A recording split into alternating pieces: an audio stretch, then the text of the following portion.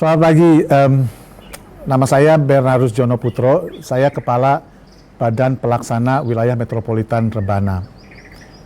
Saya bekerja untuk pemerintah Provinsi Jawa Barat mengelola sebuah wilayah aglomerasi perkotaan yang disebut aglomerasi perkotaan Rebana. Rebana adalah wilayah dengan 7 kota kabupaten, yaitu Kota Cirebon, Kabupaten Cirebon, kemudian Indramayu, Kuningan, Sumedang, Subang, dan Majalengka.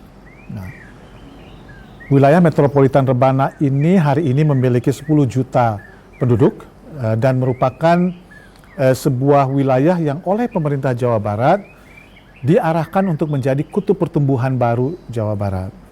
Seperti kita tahu, selama ini Jawa Barat bertumbuh secara saya kira eksponensial dari tahun ke tahun menjadi destinasi investasi nomor 1 di Indonesia di koridor Bekasi Cikarang. Nah, hari ini dengan perkembangan yang begitu pesat menyebabkan kita butuh untuk mencari wilayah pertumbuhan baru karena koridor ekonomi lama itu sudah mencapai titik di mana biaya logistik, kondisi perumahan, suplai tenaga kerja menjadi begitu berat di koridor lama. Nah, pemerintah Jawa Barat hari ini merencanakan bahwa pertumbuhan ekonomi ke depan akan dilakukan di sebuah koridor baru. Nah, inilah yang disebut sebagai koridor ekonomi baru yang akan menjadi wajah baru Jawa Barat menuju Indonesia Emas 2045.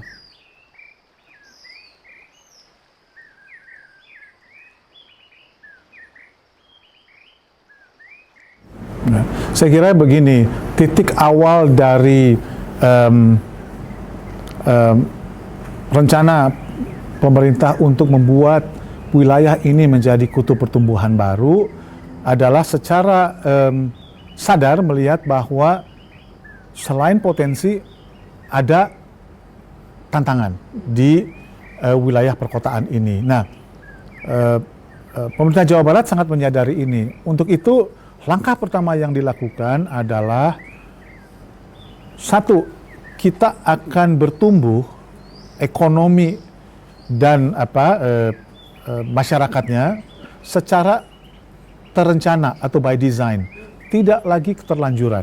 Kalau kita lihat pertumbuhan sebelumnya di koridor yang lama, sebagian besar pertumbuhan itu terjadi karena keterlanjuran.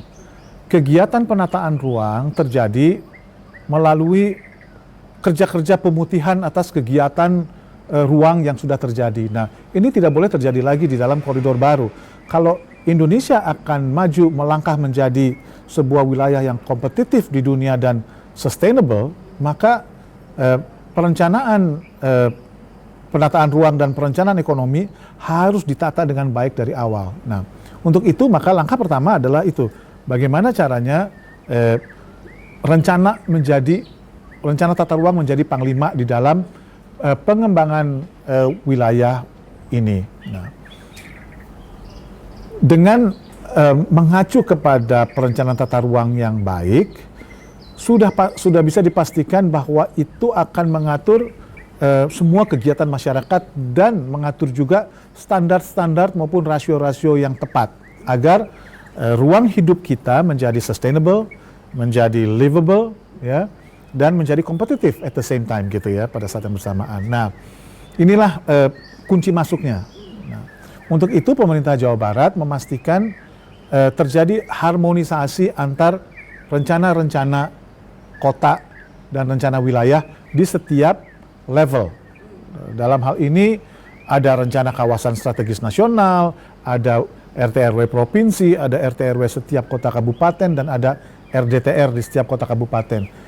Kita harus memastikan bahwa produk-produk perencanaan ini nyambung. Bukan hanya nyambung di antara antar kota kabupaten, tetapi juga nyambung dengan rencana pembangunannya. Nah, ini tantangan semua kota dan provinsi di Indonesia ya, bahwa kesinambungan antara rencana tata ruang dan rencana pembangunan itu biasanya punya challenge ya, yang besar. Nah, itu yang pertama. Yang kedua, bagaimana kita memastikan bahwa usaha kita ini akan menghasilkan wilayah baru yang sustainable, layak huni, ya, yaitu keterlibatan stakeholder.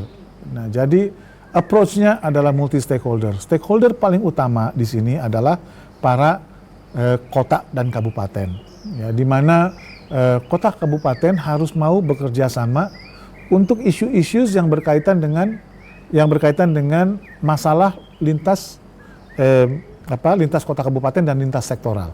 Ya. Nah, contoh tadi sudah disampaikan, contoh berkaitan dengan isu mitigasi bencana, isu adaptasi, isu kesenjangan sosial, semua itu terjadi bukan eksklusif di dalam batas wilayah administrasi masing-masing. Ya. Permasalahan yang ada di Indramayu juga berkaitan dengan tetangganya Kabupaten Cirebon dan Majalengka. Ya. Demikian juga isu berkaitan dengan minimum wages atau upah minimum rata-rata di Sumedang berpengaruh kepada pertumbuhan di Majalengka dan seterusnya.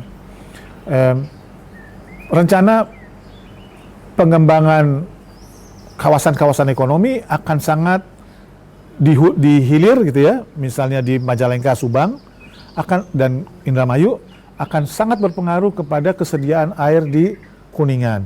Ya. Pertumbuhan penduduk 10 juta menjadi 15-20 juta dalam 30 tahun ke depan sangat erat kaitannya dengan bagaimana kita menjaga Indramayu, Majalengka, Kuningan masih berfungsi sebagai lumbung nasional pangan kita. Gitu. Jadi semua ini adalah isu-isu lintas kota kabupaten yang harus dilakukan bersama-sama oleh para kota dan kabupaten. Nah, yang ketiga tadi disampaikan keberadaan infrastruktur kelas dunia. Nah, infrastruktur besar seperti jalan nasional, kemudian bandara dan terutama pelabuhan laut menjadi infrastruktur krusial untuk memastikan bahwa flow of goods, flow of people gitu ya, bertumbuh secara efisien. Dan inklusif ya Pak. Efisien, inklusif dan berkelanjutan sehingga bisa dipastikan itu akan membantu menambah usaha-usaha kita dalam mencapai tadi ya keberlanjutan dan kelayak hunian.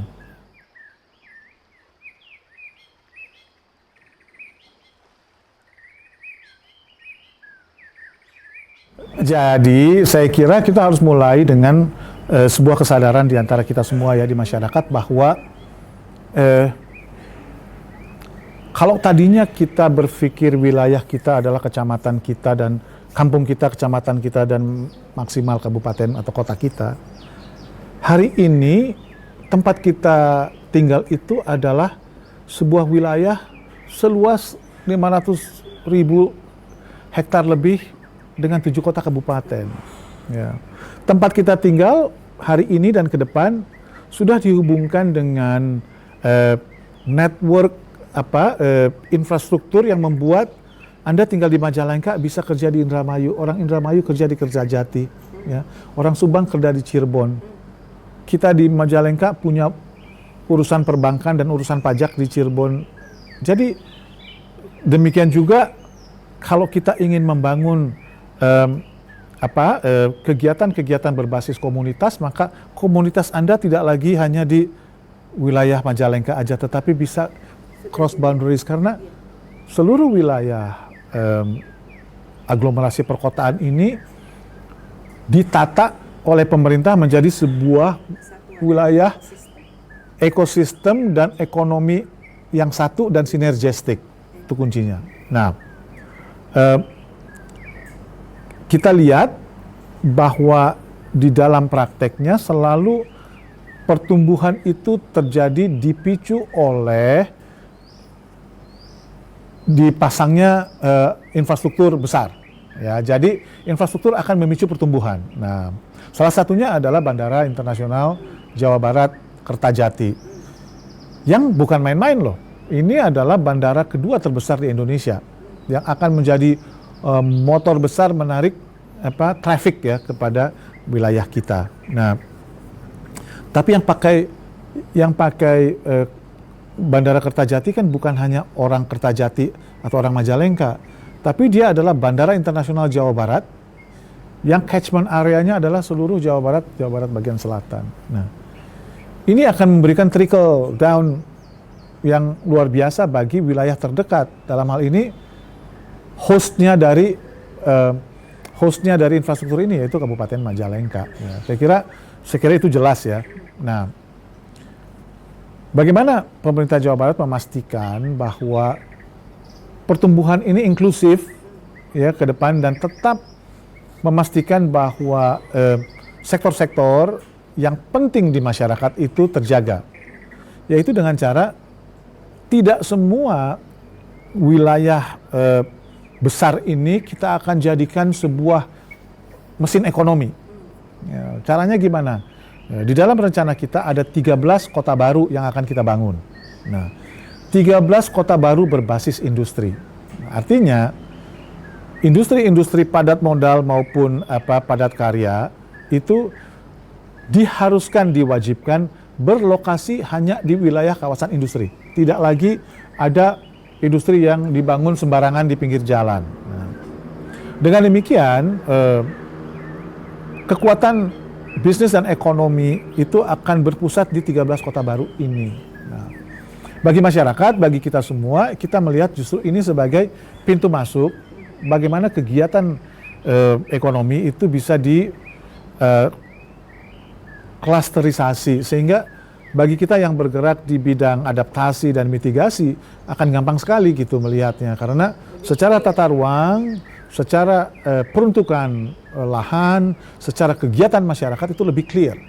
Ya, nah, lalu yang juga penting adalah di dalam merencanakan pertumbuhan ini kita memastikan bahwa wilayah-wilayah lumbung, wilayah-wilayah konservasi itu terjaga. Seperti contoh misalnya, sebagian wilayah Majalengka dan sebagian besar atau hampir semua wilayah Kuningan misalnya, itu diperuntukkan 100% untuk konservasi dan agri-industri masa depan. Indonesia ke depan, ini peluang bagi teman-teman di wilayah ini ya, harus bertransformasi ke pertanian masa depan. Kita tidak bisa lagi bertani seperti 100 tahun yang lalu. Ya.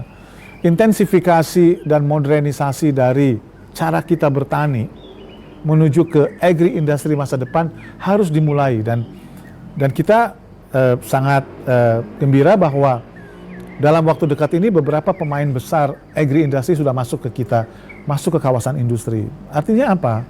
Industrialisasi dari agri itu akan cepat terjadi karena kita punya airport besar, kargo untuk perishable goods kita juga bisa cepat gitu ya. Kontainerisasi dari Patimban dan Pelabuhan Cirebon juga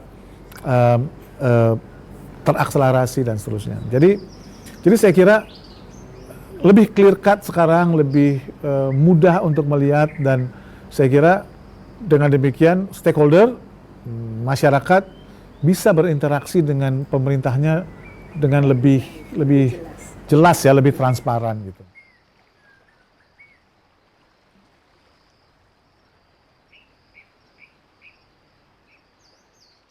Saya kira yang pertama kita harus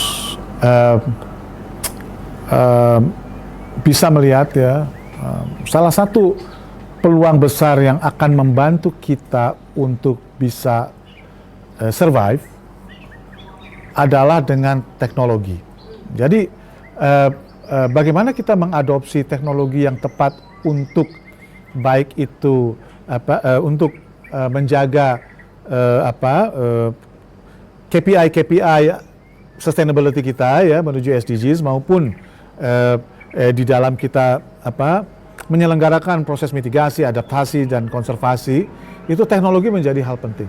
Sebagai contoh ya, hari ini kita dengan perusahaan besar di Jepang ya, sedang memulai sebuah pilot untuk melakukan monitoring dan pengukuran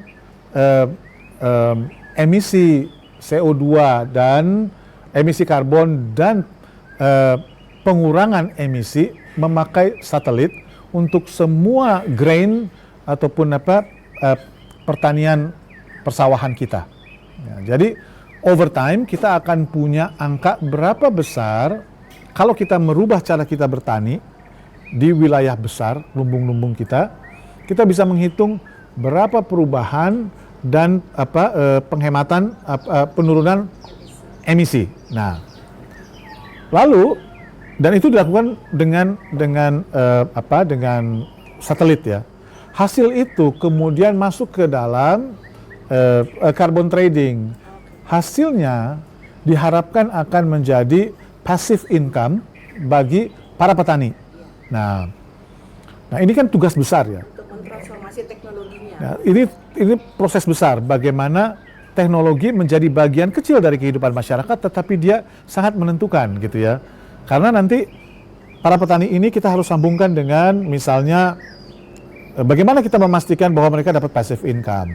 Berarti mereka harus para petani ini harus disambungkan dengan instrumen-instrumen microfinance gitu ya, supaya ini bisa berjalan. Jadi kita tidak mengharapkan petani untuk investasi lebih besar, tetapi justru mereka punya kesempatan untuk mendapatkan passive income itu hanya dari kemungkinan penurunan emisi ya. Nah, ini kan hal-hal yang sebetulnya sudah tidak lagi rocket science karena di dunia sudah terselenggara dengan baik. Tinggal bagaimana kita menjalankan itu, dan ini akan turun ke level unit-unit terkecil masyarakat. Nah, itu pertanian. Nah, kemudian hari ini kita mengharuskan semua kawasan industri dan kota-kota baru itu untuk mengikuti net zero map kita. Nah, bagaimana caranya? Kita punya instrumen yang namanya pedoman penyusunan aturan kawasan industri. Nah, jadi di situ kita implan standar-standar tinggi untuk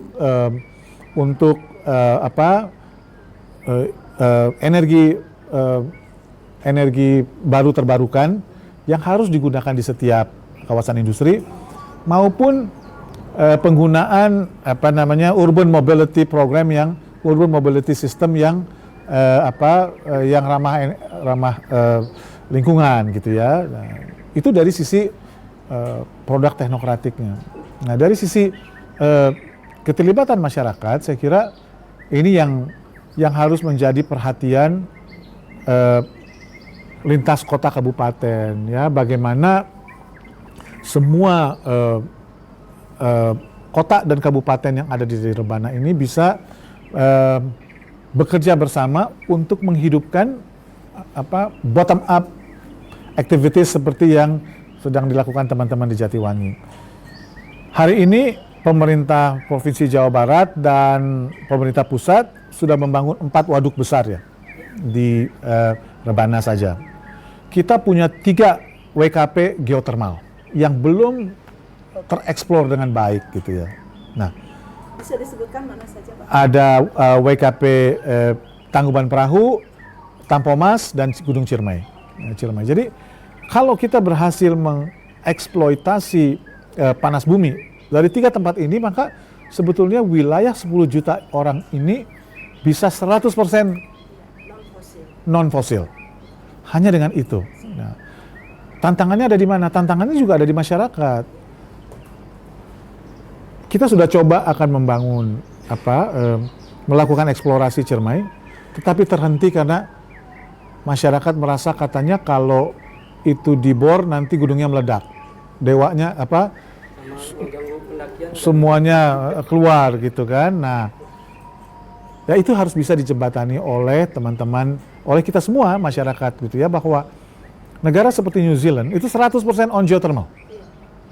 Iceland Padahal mereka itu sumber geotermalnya tidak sebesar Jawa Barat. Jawa Barat adalah salah satu wilayah dengan sumber geotermal terbesar di dunia. Ya, 60% dari geotermal Indonesia adanya di Jawa Barat. Nah, jadi ini masa depan, saya kira gitu ya. Nah, mudah-mudahan ini bisa menjadi kesadaran kita bersama, hidup secara green ya, non fosil. Nah, yang terakhir yang juga sangat penting adalah keberanian kita di dalam memasukkan standar tinggi dari sustainability.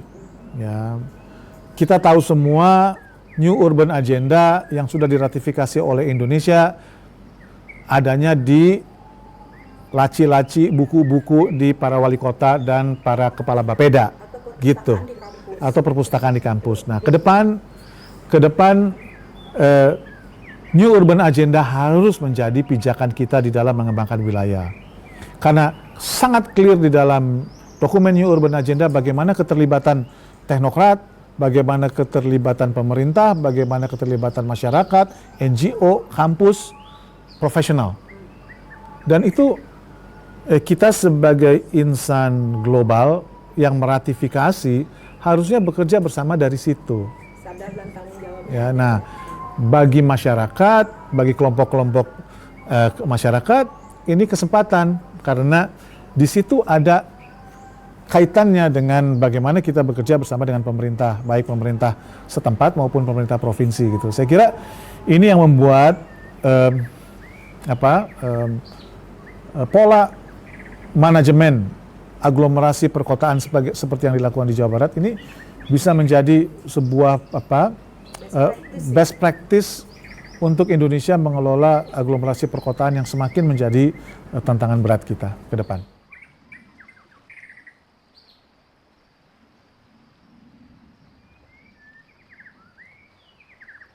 Kegiatan di level paling real di masyarakat, Anda punya kelebihan, punya langsung feel dan mengetahui betul pulse-nya, detak nadi dari arah pertumbuhan dan arah perkembangan masyarakat baik secara sosial, fisik ya maupun secara ekonomi. Nah, sekarang Anda bisa melihat bagaimana transparannya pemerintah melalui instrumen-instrumen perencanaan maupun instrumen kelembagaan yang mulai dilakukan secara cukup progresif lah. Nah, menurut saya ini kesempatan. Apa yang sudah Anda lakukan juga saya kira sangat tepat dengan terus engage dengan kami, terus engage dengan pemerintah, dan juga membantu menjelaskan melalui interaksi dengan pemerintah setempat di kota kabupaten untuk embracing the same values gitu di dalam mengaplikasikan nilai-nilai yang sama di dalam mengembangkan wilayahnya, sehingga ke depan ego wilayah, ego kewilayahan dan ego sektoral itu semakin runtuh gitu ya, karena bagi masyarakat kehidupan ini kan flowing ya, dan kita bekerja dan bergerak lintas batas ya, lintas sektoral. Nah, mudah-mudahan ini bisa menjadi pintu masuk yang pas lah untuk teman-teman semua.